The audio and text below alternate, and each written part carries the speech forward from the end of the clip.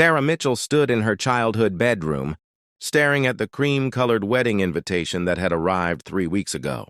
Her hands trembled as she read it for the 100th time. Marcus and Jennifer invite you to celebrate their union.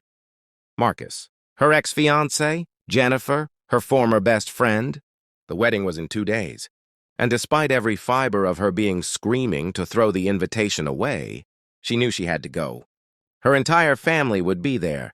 Marcus was her cousin's best friend, and small-town obligations ran deep. The worst part wasn't that Marcus had left her. It was that everyone knew. Everyone had witnessed her humiliation when he'd announced at her own birthday party 2 years ago that he'd fallen in love with Jennifer. The pitying looks, the whispered conversations that stopped when she entered a room, the well-meaning relatives who'd pat her hand and say, "You'll find someone better." Honey, it had all been unbearable. Now, facing the prospect of attending their wedding alone while fielding those same pitying glances made her stomach churn. She couldn't do it. She wouldn't do it. Not alone. That's when she remembered Jake Thornton from the coffee shop. Sarah had noticed him over the past few months. During her morning routine, at Common Grounds Cafe, he was hard to miss, not because he was particularly loud or flashy, but because of the quiet tenderness she'd observed between him and his daughter. The little girl, who looked about 7 with wild curly hair and an infectious giggle, would sit across from him doing homework while he worked on his laptop. He'd help her with math problems, make her laugh with silly voices while reading, and always listened to her with complete attention as if she were the most important person in the world. Sarah had learned his name from overhearing conversations. Jake was a single dad, a freelance graphic designer who'd moved to town about a year ago. She'd also noticed he never wore a wedding ring and never mentioned the little girl's mother. The idea was crazy, absolutely insane, but Sarah found herself walking into Common Grounds the next morning with a purpose that had nothing to do with caffeine. Jake was there as usual, sitting by the window. His daughter wasn't with him today. Sarah ordered her latte with shaking hands, then before she could talk herself out of it, walked over to his table. "Hi, I'm Sarah. I know this is going to sound completely bizarre, but I have a strange favor to ask you." Jake looked up, recognition flickering in his warm brown eyes. "You're the teacher, right? I've seen you here." "I'm Jake." He gestured to the seat across from him. "Strange favors are the best kind. I'm listening." Sarah sat down and, to her surprise, found herself telling him everything.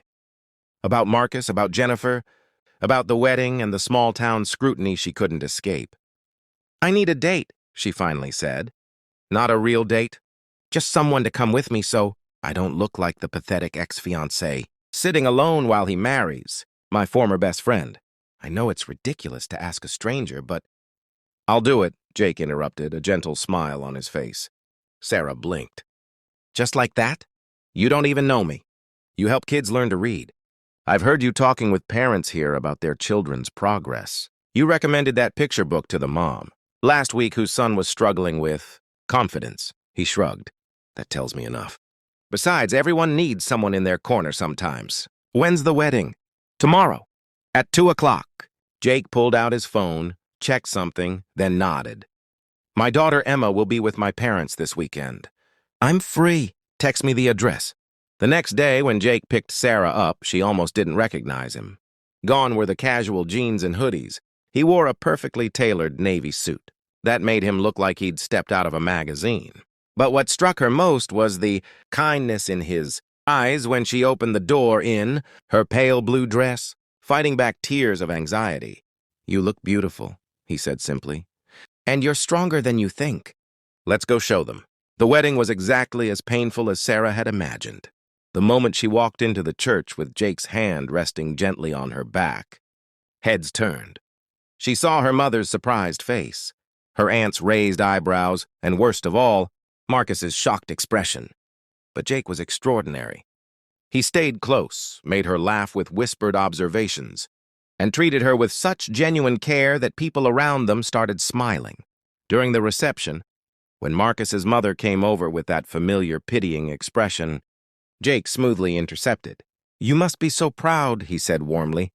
"Sarah tells me you make the best apple pie in 3 counties. My daughter Emma has been begging me to learn. Any chance you'd share your secret?" Mrs. Patterson's face lit up. The pity replaced with pleasure, and soon she was scribbling down her recipe, completely forgetting whatever sad commentary she'd planned to deliver. As the evening wore on, Sarah found herself actually enjoying the wedding. Jake danced with her, told stories that made her relatives laugh, and never once made her feel like this was a chore for him. When Marcus approached them during a slow song, Jake's hand tightened almost imperceptibly on her waist, protective, reassuring. "Sarah, you look happy," Marcus said awkwardly. "I'm glad you came." "I am happy," Sarah replied, and realized with surprise that she meant it. "Congratulations, Marcus. I hope you'll both be very happy." As Marcus walked away, Jake leaned down and whispered, "I had good backup," she whispered back. It was on the drive home that everything changed. Sarah's phone rang, her mother crying. There had been an accident. Her teenage nephew, Tyler, had been in a car crash and was being rushed to County General Hospital. Sarah's hands shook so badly she dropped the phone. "Drive to the hospital," she told Jake, her voice breaking. "I'm sorry, I know this wasn't part of the deal, but don't apologize. Just tell me which way to go." They spent the next 6 hours in the hospital waiting room. Tyler was in surgery, and Sarah's entire family was there, terrified and helpless. Jake never left. He brought coffee, made phone calls for Sarah's elderly grandmother who couldn't work her cell phone, and sat quietly beside Sarah, his presence a steady anchor in the chaos. It was after midnight when the surgeon finally came out. Tyler would be okay. The relief was overwhelming, and Sarah found herself crying in Jake's arms while her family embraced around them. Later, as Jake drove her home in the early morning darkness, Sarah finally asked the question that had been nagging at her. "Why did you do all this? Really? You didn't know me. You spent an entire day and night with strangers. Why?" Jake was quiet for a long moment. When he finally spoke, his voice was rough with emotion. 3 years ago, my wife Emily was diagnosed with stage 4 cancer. We had a 6-month-old daughter, and I was terrified. The day we got the diagnosis, I was sitting in a hospital waiting room, completely falling apart, when a stranger sat down next to me. He didn't say much. He just sat there. Then he asked if I needed anything. Coffee, someone to make phone calls, just someone to sit with me. His name was Robert, and he stayed with me for 5 hours until my parents could get there. He'd lost his own wife to cancer 2 years before. Sarah's breath caught. Emily died when Emma was 18 months old, Jake continued softly. Robert stayed in our lives. He helped me learn to be a single dad, showed me I could survive the grief, taught me that the greatest gift we can give is our presence when someone needs it. He passed away last year from a heart attack. Jake glanced at her, his eyes shining with unshed tears. Before he died, he made me promise something. He said, "Pass it forward. Someone will need you to be there, Robert. Don't miss that chance." Sarah was crying openly now, understanding flooding through her. "I reminded you of yourself." "In that hospital waiting room?" "No," Jake said gently. "You reminded me that we all have different kinds of pain.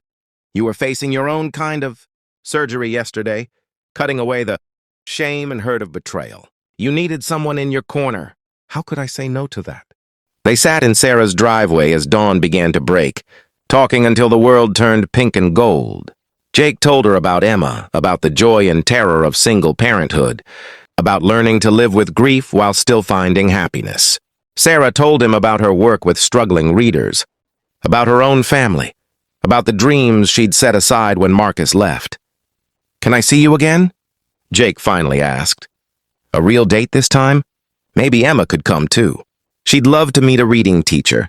And she's been begging me to take her to that new pizza place with the arcade." Sarah smiled through her tears. "I'd really like that." Over the following weeks, Sarah discovered that what had started as a desperate favor had become something precious. Jake wasn't just kind to her, he was kind, period. She watched him parent Emma with patience and creativity, saw how he helped his elderly neighbor with her grocery shopping, noticed how he always left generous tips and thanked service workers by name. Emma was a revelation too, bright, funny, and carrying her own small grief with remarkable resilience. She told Sarah matter-of-factly about her mother, how she missed her but also loved all the adventures she had with her dad. Daddy says Mommy sent us each other. Emma confided one afternoon while Sarah helped her with reading. Because we both needed someone special. 6 months later, Sarah stood in Jake's living room, helping Emma practice reading aloud. She looked at the photo on the mantel. Emily, beautiful and smiling, holding baby Emma, and felt not jealousy but gratitude. Emily had loved this man, had created this wonderful child, and had helped shape Jake into someone who understood that love wasn't finite, that opening your heart after loss was the bravest thing you could do. What are you thinking about? Jake asked, wrapping his arms around her from behind. I'm thinking about kindness, Sarah said softly. How one act of grace can ripple out in ways we never imagine. How Robert helped you, how you helped me, how we're both teaching Emma to help others. It's like this beautiful chain of humanity. Jake kissed her temple. Robert used to say that we're all walking through dark rooms sometimes. The least we can do is be a light for each other. Sarah thought about that terrible wedding invitation that had filled her with dread, about the stranger who'd said yes without hesitation, about the hospital waiting room where everything had deepened into something real. She thought about Marcus, who'd inadvertently set her on this path by breaking her heart. I need to write a thank you note, she said suddenly. Jake laughed. To whom? To Robert. And to everyone who chooses kindness when they could choose indifference. To single dads in coffee shops who say yes to strange favors. To the universe that puts people in our path exactly when we need them. She turned in his arms, looking up at him. To you, for showing me that the worst moments can lead to the best beginnings. Emma looked up from her book, her face serious. Daddy, can Sarah stay for dinner? I want to show her my new book. I think Sarah can stay for more than dinner, Jake said, his eyes never leaving Sarah's face. If she wants to? I want to, Sarah whispered, and knew she was talking about so much more than one meal. Outside, the evening sun painted the sky in shades of hope, and Sarah understood that this unexpected, unplanned, absolutely perfect moment was what grace looked like. It looked like a single dad saying yes. It looked like kindness offered freely. It looked like love growing in the spaces where pain used to live. It looked like coming home,